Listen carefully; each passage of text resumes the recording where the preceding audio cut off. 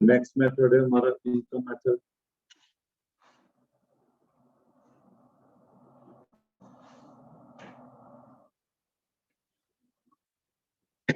Income method से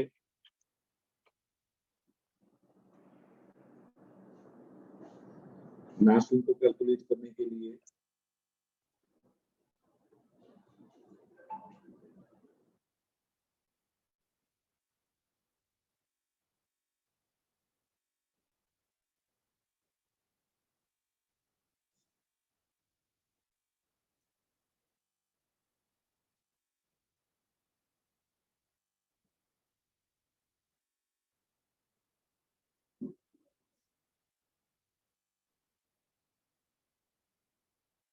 components of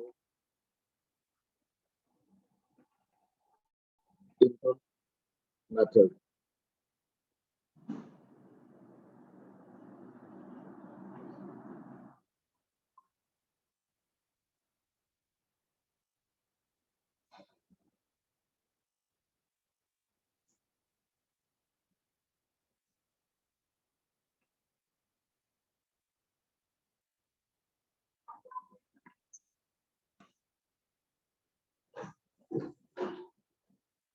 income method से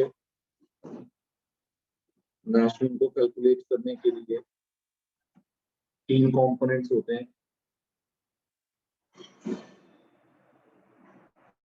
first component होता है इसमें कॉम्पनसेशन ऑफ एम्प्लॉयज, इसको हम COE कहते हैं।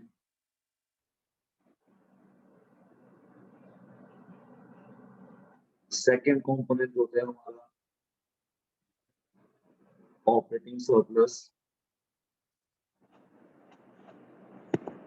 और थर्ड कंपोनेंट हमारा होता है मिक्स्ड इनकम।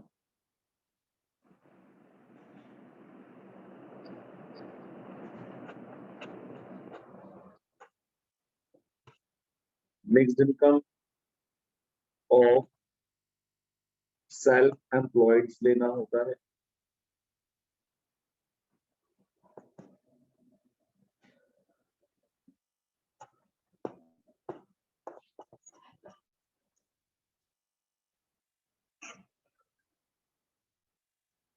अगर हम इन तीनों कंपोनेंट को आपस में ऐड कर दें, एग्रीगेट कर दें,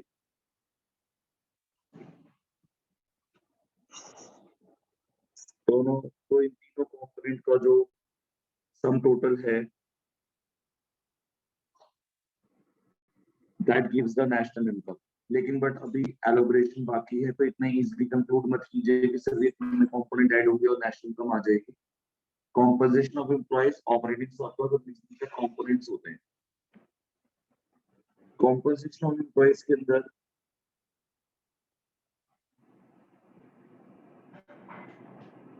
तीन कंपोनेंट्स होते हैं, यानी क्वेश्चन के अंदर आपको अगर composition of employees, compensation of employees direct given है तो वेल एंड गुड, लेकिन अगर आपको डायरेक्ट गिवन नहीं है तो कॉम्पोजिशन ऑफ एम्प्लॉयज को कैलकुलेट करने के लिए wages and salaries in cash लेना होगा।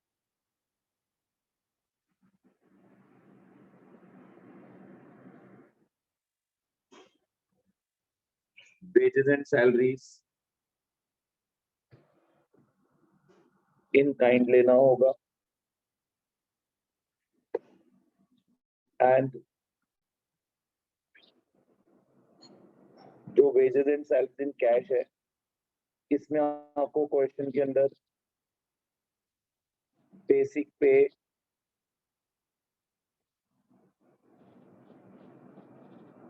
allowances,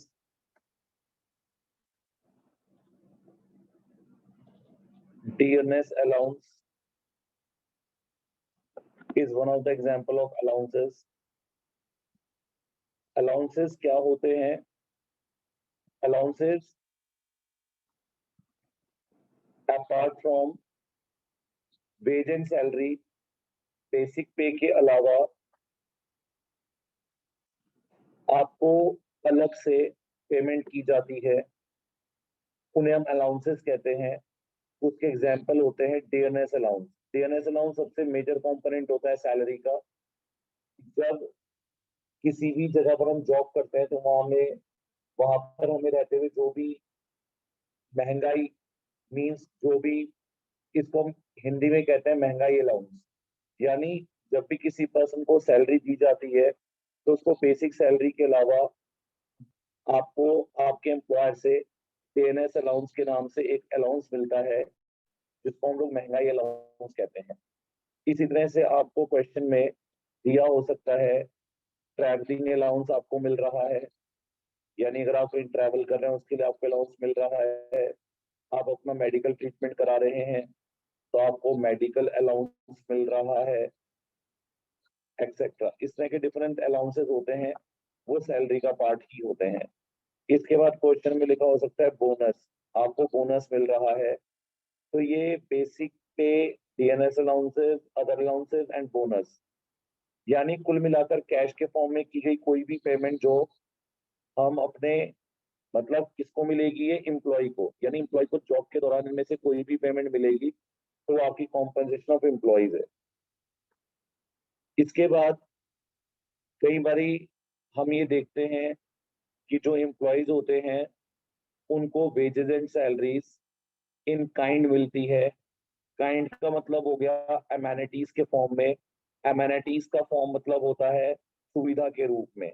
जैसे आपको रेंट फ्री एकोमोडेशन मिल गई, यानी रहने के लिए एक मुफ्त मकान मिल गया आपको। आपको कोई कार या कोई भी व्हीकल यूज करने के लिए मिल गई। आपको कोई डोमेस्टिक सर्वेंट मिल गया अपने एम्प्लॉयर से, जिनके लिए आपको कोई पेमेंट नहीं करनी है। तो ये जो रहने के लिए एक मुफ्त मकान मिला है, कार मिली है, डोमेस्टिक सर्वेंट मिला है, इन सब की जो वैल्यूएशन होगी वो भी एक, that valuation will be called as wages and salaries in kind, और ये भी आपकी कॉम्पोजिशन ऑफ एम्प्लॉयज का पार्ट होगी। यानी एक एम्प्लॉयर से जब एम्प्लॉय को कोई सैलरी कैश में मिले या किसी अमेनिटीज के फॉर्म में मिले, और तीसरा कंपोनेंट होता है employers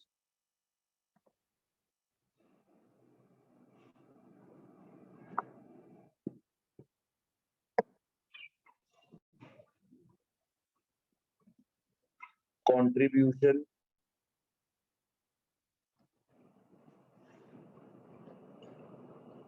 to social security schemes।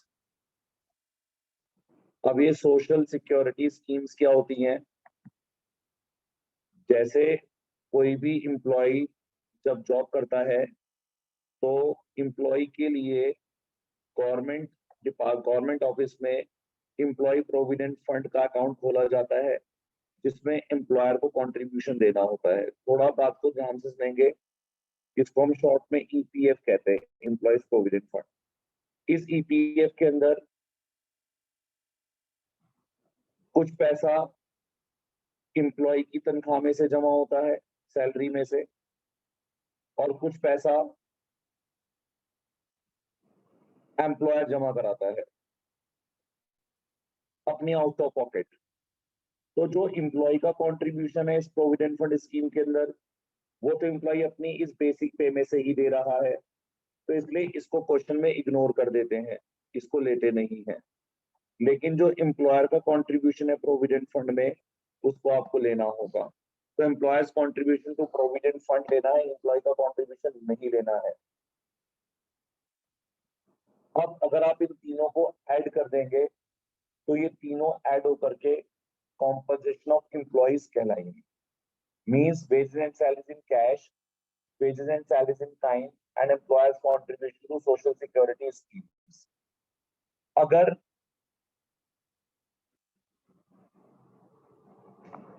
Employer अपने एम्प्लॉय को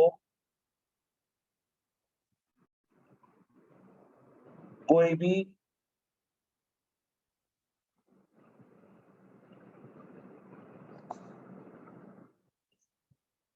रिम्बर्समेंट देता है, रिम्बर्समेंट का मतलब होता है जैसे किसी एम्प्लॉय ने एम्प्लॉयर के लिए कोई बिजनेस एक्सपेंस अपनी आउट ऑफ पॉकेट पे करे और एम्प्लॉयर ने वो पैसे उसको वापस कर दिए, तो यहाँ पर भी एम्प्लॉयर एम्प्लॉय को उसके खर्चे की पेमेंट वापस दे रहा है, पर ये एम्प्लॉयर द्वारा की गई पेमेंट को सैलरी में यानी it will not be a part of compensation of employees, क्योंकि ये तो वो अपने बिजनेस एम्प्लॉय जो ये खर्चे तो वो बिजनेस के लिए कर रहा है ना, तो इसीलिए ये तो बिजनेस एक्सपेंस का पार्ट है, तो ये रिम्बर्समेंट कॉम्पनसेशन ऑफ एम्प्लॉइज में इंक्लूड नहीं होगी। ये तीन कंपोनेंट आपको क्लियर हो गए तो आप मुझे बता दीजिए। क्लियर है सर। Yes sir clear. इसके बाद सेकंड कंपोनेंट आता है ऑपरेटिंग सरप्लस। ऑपरेटिंग सरप्लस के अंदर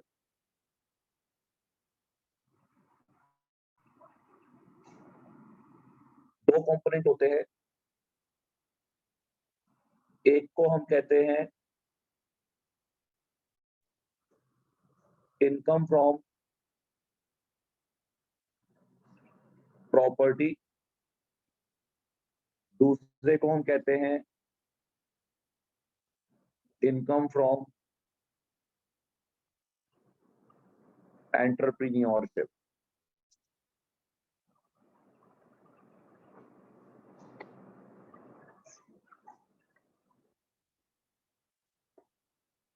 इनकम फ्रॉम प्रॉपर्टी के अंदर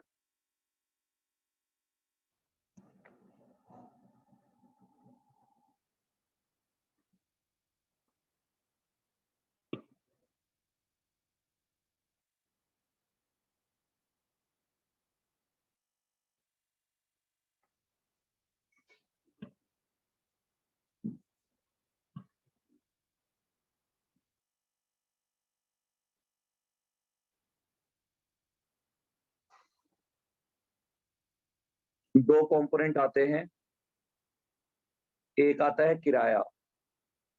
जब आप अपनी प्रॉपर्टी से कोई किराया कमाते हैं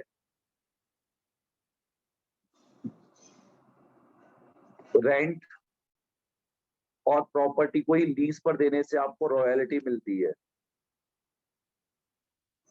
तो rent and royalty, royalty is a kind of rent majorly आप ये मान लीजिए, और सेकंड होता है इसके अंदर इंटरेस्ट। अब कोई भी इंटरेस्ट जब आपको रिसीव होता है, चाहे वो इंटरेस्ट इन्वेस्टमेंट पे मिले, आपको शेयर्स पे डिविडेंड मिल जाए, कोई भी आपको इनकम हो रही है, अगर मेनली इंटरेस्ट इनकम हो रही है किसी भी इन्वेस्टमेंट पे, तो इनकम फ्रॉम प्रॉपर्टी कहलाती है। अगर आप इस मेथड को आकर यहाँ करके एक बार समझने की कोशिश करें तो ये इनकम मेथड कहता है कि एक कंट्री में रहने वाले जितने भी नॉर्मल रेजिडेंट्स हैं,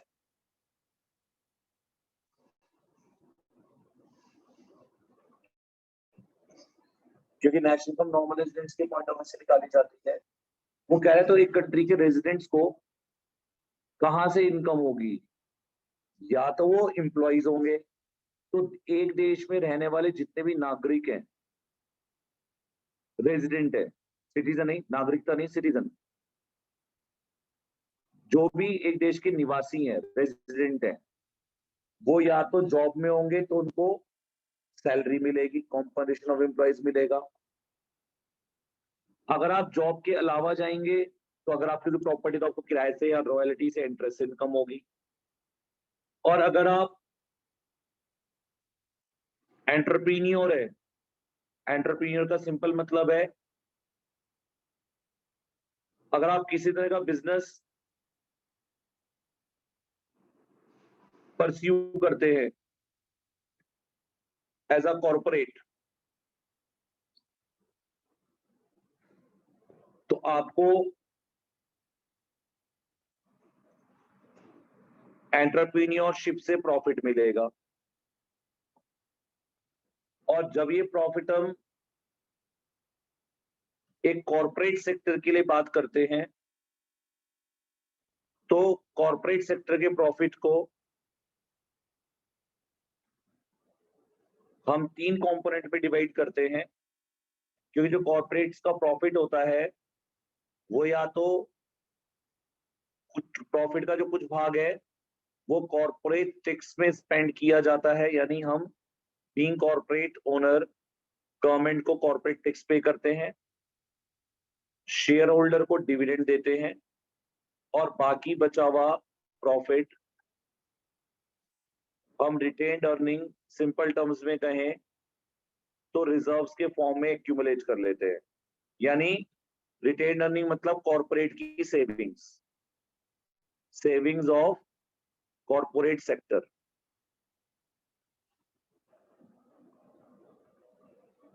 तो अगर आप कॉर्पोरेट टैक्स को, कॉर्पोरेट डिविडेंड को और कॉर्पोरेट टैक्सेस, कॉर्पोरेट सेविंग्स को ऐड करेंगे तो आपको प्रॉफिट मिल जाएगा। लेकिन ये तब ऐड होने हैं जब किसी क्वेश्चन में प्रॉफिट एलिमेंट अलग से ना गिवन हो, तो इनको ऐड करके प्रॉफिट निकालेंगे। तो प्रॉफिट, रेंट, रॉयल्टी, इंटरेस्ट को ऐड करेंगे तो ये आपका कहलाएगा ऑपरेटिंग सरप्लस। और अगर ऑपरेटिंग सरप्लस ही डायरेक्ट गिवन हो फिर इनमें से किसी को नहीं लेना।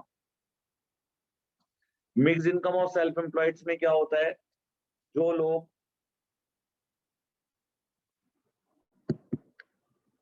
सेल्फ एम्प्लॉयड्स हैं,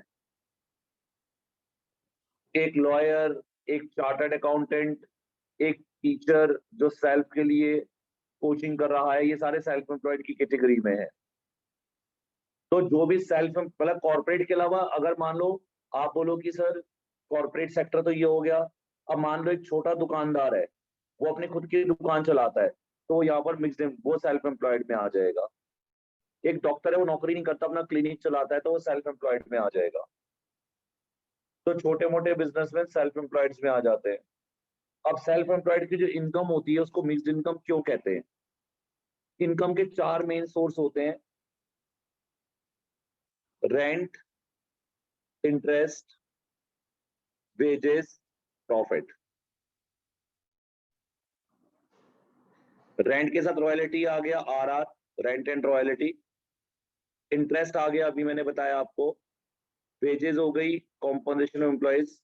और प्रॉफिट हो गया एंटरप्रीनियर का, सेल्फ एम्प्लॉयड का। जो लोग सेल्फ एम्प्लॉयड होते हैं वो जितना भी अपने बिजनेस से पैसा कमाते हैं वो अपने इनकम को बाइफरकेट नहीं कर पाते हैं कि उसमें रेंट रॉयल्टी कितनी माने, इंटरेस्ट कंपोनेंट कितना माने, अपनी सेल्फ सर्विसेज का कंपोनेंट कितना माने, और बिजनेस फॉर्म का प्रॉफिट कितना माने। तो उनकी इनकम जो होती है वो सभी इनकम के फॉर्म्स का मिक्सचर होती है, and they do not need to bifurcate in the form of rent, interest, wage and profit. That's why their income is called as mixed income of self-employed. ये कंपोनेंट समझ आता है mixed income of self employed का आपको? Yes sir. Yes sir. अब क्या करना है, ये ध्यान रखना, अगर कॉम्पोनेंट एम्प्लॉइज आपको डायरेक्ट गिवन है तो इसके कंपोनेंट नहीं लेने, ऑपरेटिंग सरप्लस डायरेक्ट गिवन है तो कंपोनेंट नहीं लेने, मिक्स्ड इनकम तो एक ही फिगर में गिवन होगा। अगर प्रॉफिट नहीं गिवन तो इन तीनों को ऐड करके प्रॉफिट निकालना है। जब आप इन सभी कंपोनेंट को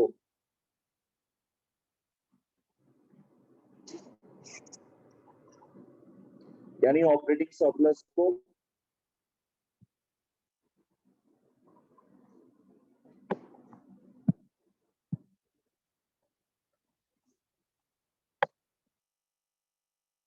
और कॉम्पोजिशन ऑफ एम्प्लॉइज को और मिक्स्ड इनकम को, इन तीनों कंपोनेंट को आप आपस में ऐड कर देंगे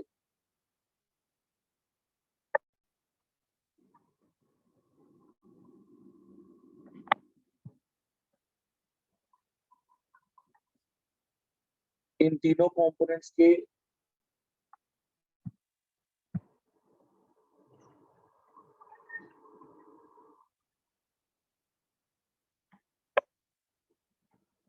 एग्रीगेट्स को कहा जाएगा एनडीपी एट एफसी। इस एनडीपी एट एफसी को हम लोग डोमेस्टिक इनकम भी कहते हैं।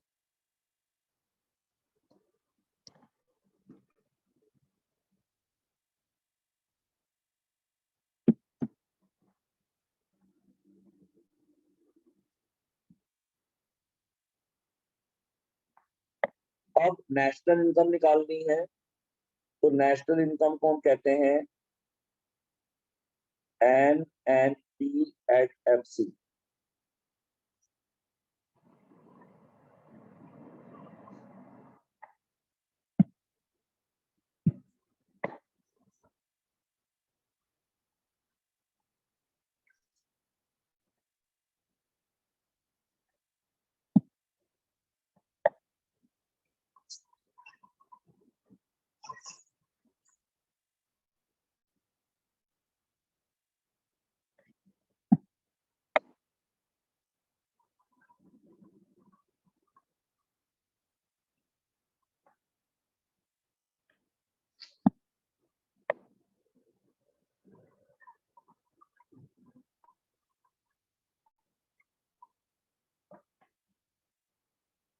इस एनएनपी एट एफसी को कहा जाता है नेशनल इनकम। अब नेट नेट है, पी पी है, एफसी एफसी है, फिर डोमेस्टिक को नेशनल में कन्वर्जन देनी है तो इसमें आप एनएफआईए को ऐड कर देंगे। तो जब एनएफआईए ऐड करेंगे आप तो आपका एनएनपी एट एफसी बन जाएगा। This is the national income by income method. अब कितना समझ आया ये बता दो।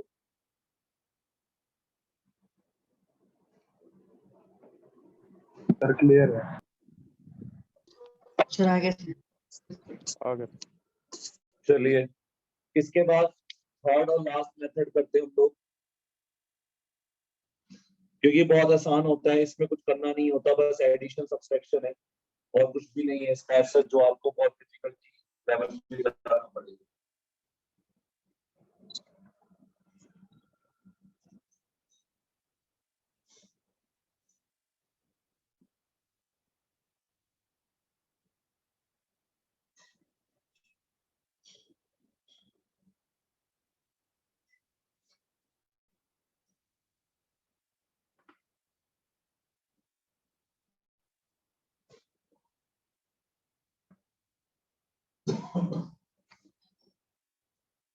नेक्स्ट मेथड है आपका एक्सपेंडिचर मेथड।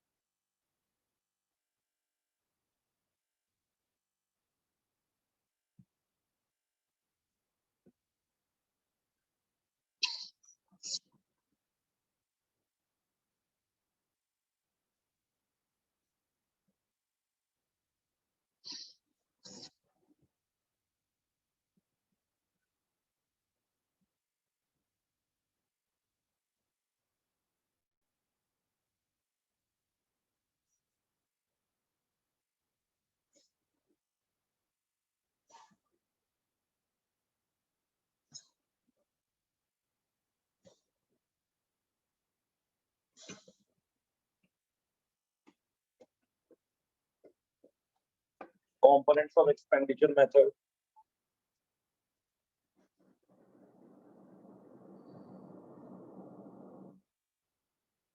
एक्सपेंडिचर मेथड के अंदर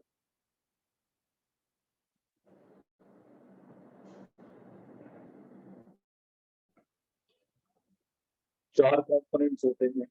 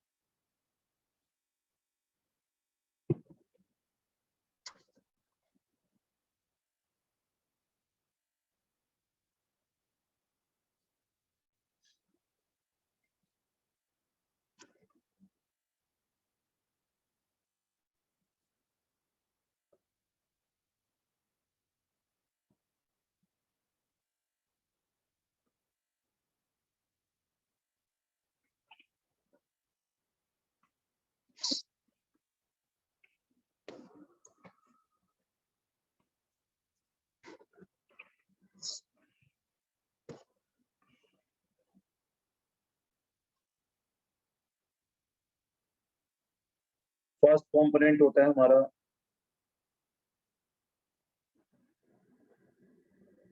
प्राइवेट फाइनल कंजम्पशन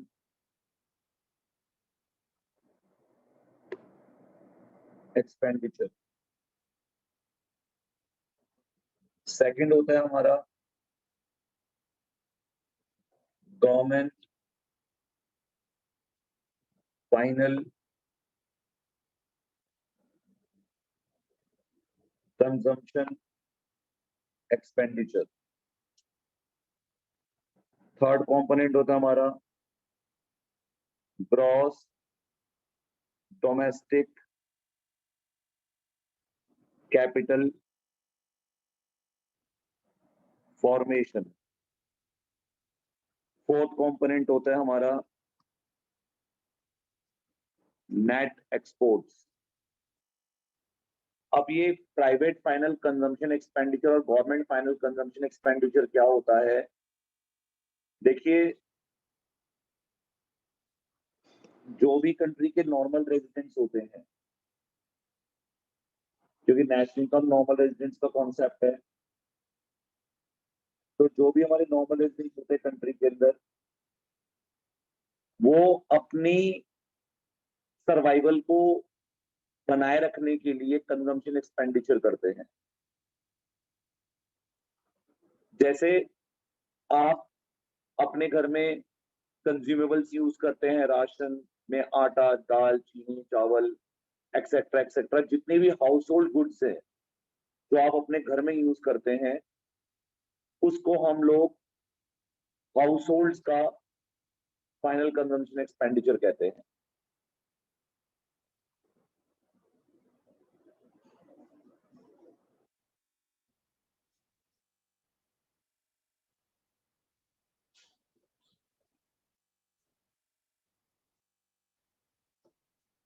लेकिन ये जो प्राइवेट फाइनल कंजम्पशन एक्सपेंडिचर होता है, इसके अंदर हम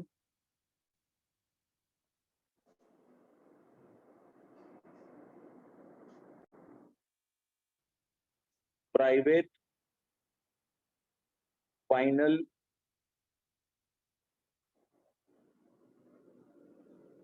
consumption expenditure of house holds को इंक्लूड करते हैं, जैसे हम लोग हो गए।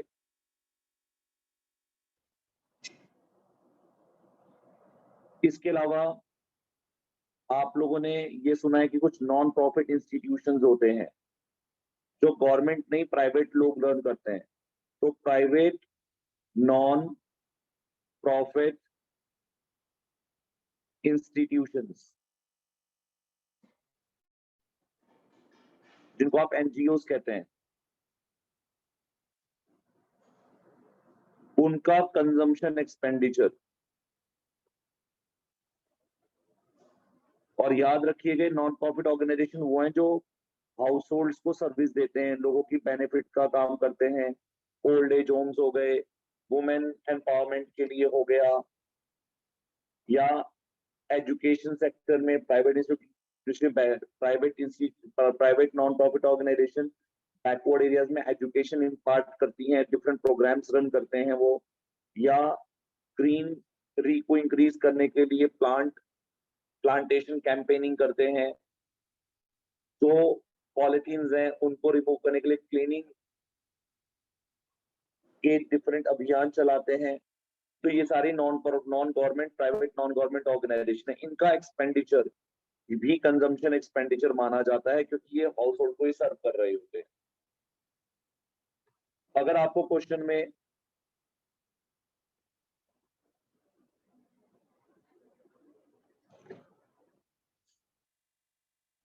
प्राइवेट फाइनल कंजम्पशन एक्सपेंडिचर नहीं दिया होगा,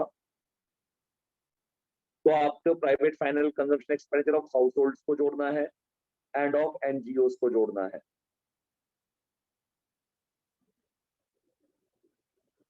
अब ये बात हमने पहले पढ़ ली थी, जब ये कंजम्पशन एक्सपेंडिचर होगा इसमें ड्यूरेबल गुड्स भी हो सकते हैं, सेमी ड्यूरेबल गुड्स भी हो सकते हैं, या नॉन ड्यूरेबल गुड्स जिनको आप वन टाइम यूज में वन टाइम कंजम्पशन में यूज कर लेते हैं, या फिर इसमें सर्विसेज जो हम कंज्यूम करते हैं एज अ हाउस होल्ड और एज अ एनजीओ उनको भी इंक्लूड करेंगे। अब इसको हम कहते हैं PFC private final consumption expenditure. इसके बाद आता है GFCE government final consumption expenditure. अब ये गवर्नमेंट फाइनल कंजम्पशन एक्सपेंडिचर क्या होता है? देखें, इसके कोई कंपोनेंट्स नहीं दिए गए होंगे, लेकिन फिर भी गवर्नमेंट के जो फाइनल कंजम्पशन एक्सपेंडिचर हैं उसके अगर आपको बाय चांस क्वेश्चन में उनका कंजम्पशन एक्सपेंडिचर नहीं दिया गया है, तो आपको ये जानना जरूरी होगा कि जो कंट्री की गवर्नमेंट है वो अपने डिफरेंट डिपार्टमेंट्स को रन करने के लिए, आर्मी और डिफेंस को चलाने के लिए बहुत तरह के गुड्स परचेज करती है, और गवर्नमेंट अपने एम्प्लॉयज को सैलरी देती है। तो अगर आपको गवर्नमेंट के एक्सपेंडिचर नहीं पता है तो गवर्नमेंट की एक्सपेंडिचर की लिस्ट आपको, वैसे तो इसमें ज्यादा ऐसा होता नहीं कि गवर्नमेंट की मतलब government final consumption expenditure directly given होता है आपको। अगर बाई चांस ना दिया हो तो इन दैट केस गवर्नमेंट का जो इंटरमीडिएट कंजम्पशन है, गवर्नमेंट का जो COE यानी कंपनसेशन ऑफ एम्प्लॉयज है जो अपने गवर्नमेंट एम्प्लॉयज को पे करेंगे, जो गवर्नमेंट इंटरमीडिएट कंजम्पशन करेगी। इसके अलावा आपको ये बात पता है कि हमारी कंट्री के डिफरेंट कंट्रीज में एम्बेसीज हैं और कॉन्सुलेट्स हैं। कई बारी government foreign direct purchase from या थ्रू एम्बेसीज,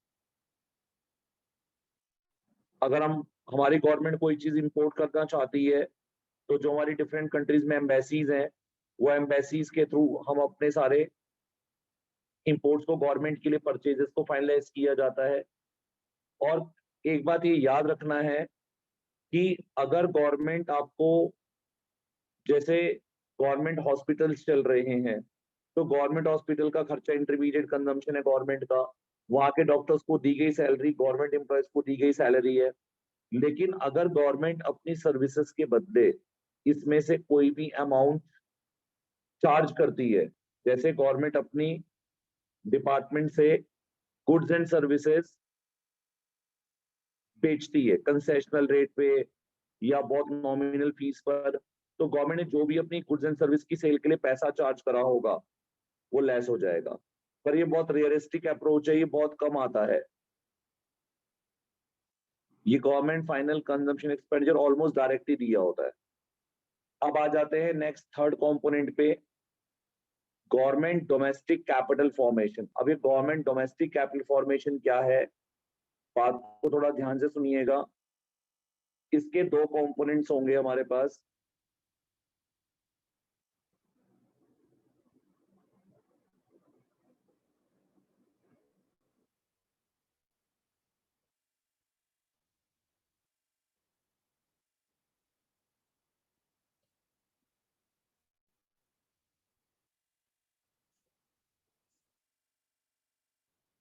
पहला कंपोनेंट होगा इसका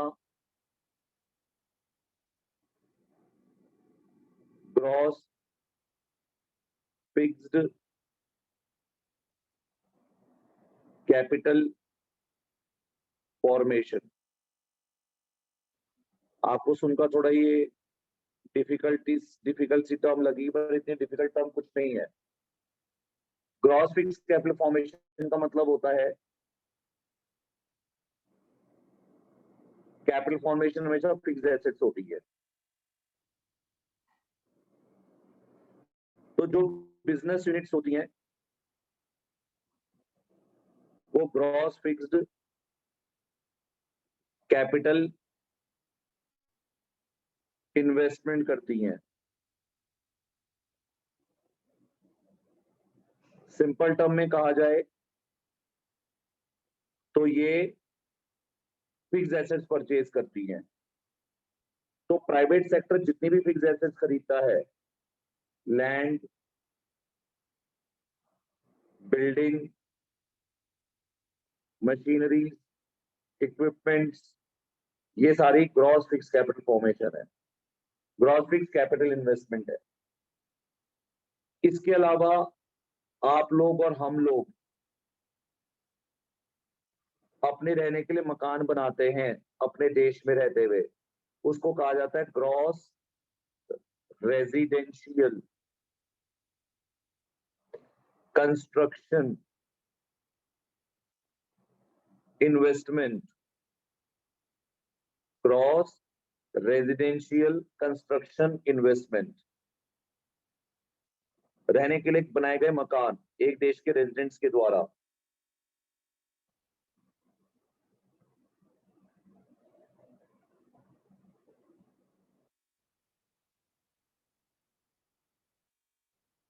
और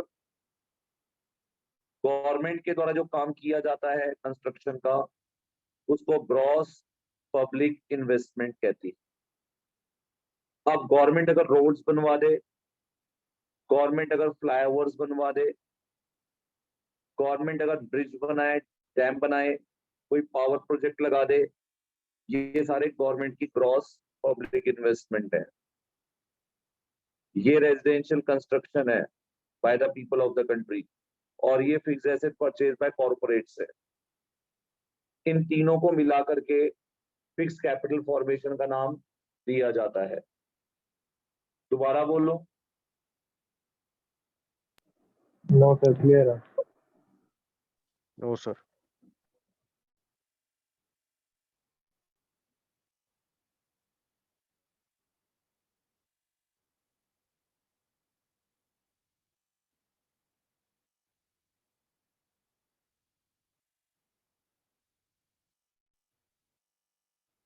अब अगर आपने ये जो फिक्स्ड एसेट मशीनरी है, अगर आपने मशीनरी चाहे डोमेस्टिक कंट्री से खरीदी हो या आपने इसको फॉरेन कंट्री से खरीदा हो, इससे कोई फर्क नहीं पड़ेगा, क्योंकि वो आपकी कंट्री में ही रही है और आपकी कंट्री की कैपिटल फॉर्मेशन हो रही है। तो फिक्स्ड एसेट डोमेस्टिकली परचेज की गई है, इंपोर्ट की गई हो, वो ग्रॉस डोमेस्टिक कैपिटल फॉर्मेशन के ही पार्ट होगा। इसके बाद नेक्स्ट कंपोनेंट है डोमेस्टिक कैपिटल फॉर्मेशन के अंदर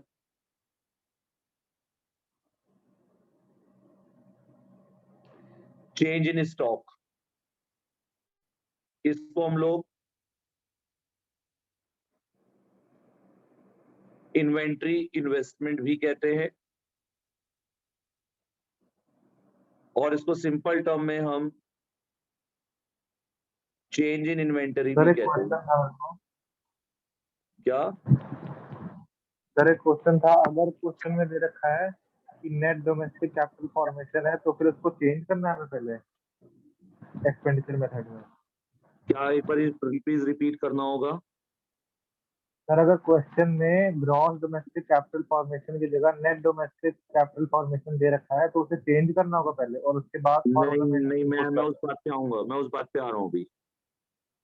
ओके सर। वो कॉन्सेप्ट पे मैं समझाने वाला हूँ आपको, 1 मिनट दीजिए मुझे बस। इन्वेंट्री इन्वेस्टमेंट है, चेंज इन इन्वेंटरी। ये जो चेंज इन इन्वेंटरी होता है इसमें क्लोजिंग इन्वेंट्री में से ओपनिंग इन्वेंट्री को माइनस करें तो वो चेंज इन इन्वेंट्री होता है। और नेट एक्सपोर्ट्स होता है, एक्सपोर्ट्स में से इंपोर्ट्स को माइनस कर दीजिए तो आपका नेट एक्सपोर्ट्स होता है। इसमें ज्यादा एलोबरेशन नहीं है इन्वेंट्री इन्वेस्टमेंट के अंदर। अब मेरी बात को बहुत गौर से सुनना आप लोग। अगर क्वेश्चन में gross domestic capital formation given है तो इसके 2 कंपोनेंट है। एक कंपोनेंट है आपका ग्रॉस फिक्स कैपिटल फॉर्मेशन और एक कंपोनेंट है इन्वेंट्री इन्वेस्टमेंट। अब अगर आपको क्वेश्चन में ग्रॉस डोमेस्टिक कैपिटल फॉर्मेशन ये डायरेक्ट गिवन है तब तो आप इन दोनों को ऐड नहीं करोगे, नीचे वाले कंपोनेंट को। अब ऊपर और इस वाले में आप बहुत गौर से देखो, एक बहुत छोटे वर्ड का डिफरेंस है।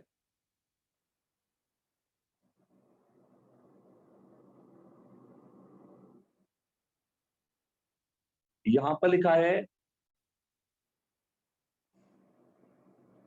ग्रॉस डोमेस्टिक कैपिटल फॉर्मेशन, यहां लिखा है gross fixed capital formation, fixed word है।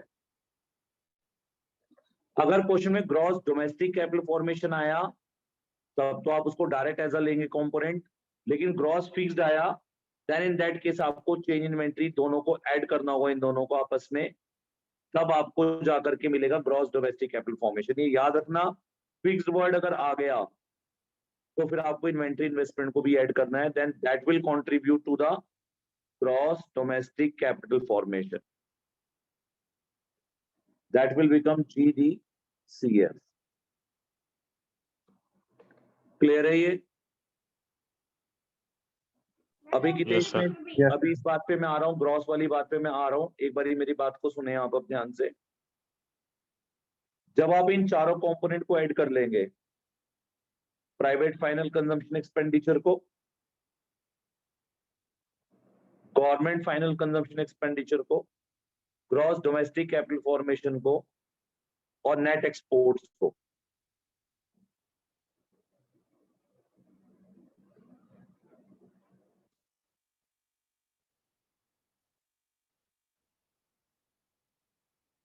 जब इन चारों को ऐड कर लेंगे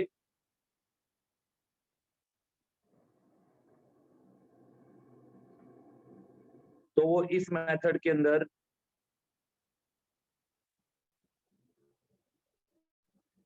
GDP@MP बनेगा। थोड़ा सा फोकस करते हैं, इनकम मेथड में इनकम के कंपोनेंट को ऐड करके डायरेक्टली NDP@FC आ रहा था, लेकिन जब हम एक्सपेंडिचर मेथड लेते हैं तो इनके कंपोनेंट्स को ऐड करके कभी भी NDP/FC नहीं आता, हमेशा GDP आता है। कारण, एक तो production of goods and services की बात हुई है in the form of expenditure and all, और जो एक्सपेंडिचर है वो मार्केट में होता है इसलिए मार्केट प्राइस पे वैल्यू आएगी। अब गितेश आपकी बात का आंसर, गितेश ने मेरे से पूछा कि सर अगर क्वेश्चन में यहाँ ग्रॉस लिखा हुआ है, अगर यहाँ ग्रॉस लिखा हुआ है इस जगह पर, तो आपका आंसर GDP@MP आएगा। लेकिन अगर किसी क्वेश्चन में इस ग्रॉस की जगह डायरेक्टली आपको net domestic capital formation given है अगर, तो इन दैट केस फिर वो आपका GDP/MP नहीं आएगा, देन इन दैट केस वो आपका आएगा NDP@MP।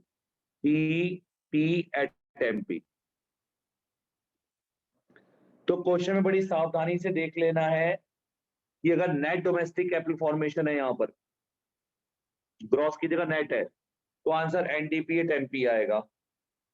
और अगर आपका आंसर ग्रॉस में ऊपर कंपोनेंट तो जीडीपी एमपी आएगा।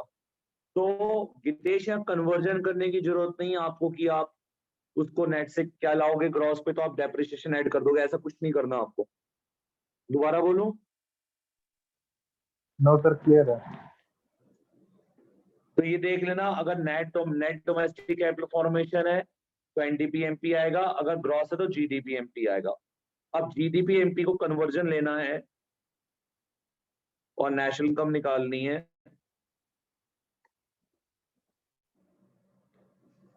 एनएनपी एट एफसी करके। तो ग्रॉस से नेट पे जाने के लिए डेप्रिसिएशन को माइनस कर देना, कंजम्पशन ऑफ फिक्स्ड कैपिटल को, या डेप्रिसिएशन अलाउंस वगैरह कोई भी नाम दिया होगा। अगर शुरू में ही नेट आ गया फिर तो डेप्रिसिएशन माइनस नहीं करना है। अब ग्रॉस को चेंज कर दिया मैंने नेट में, अब डोमेस्टिक को नेशनल पे लाने के लिए ये माइनस करना था। डोमेस्टिक को नेशनल पे लाने के लिए एनएफआईए प्लस कर देंगे।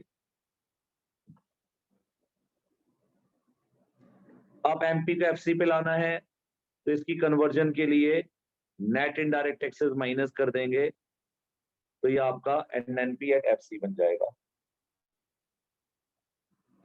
This is the expenditure method and this is the income method.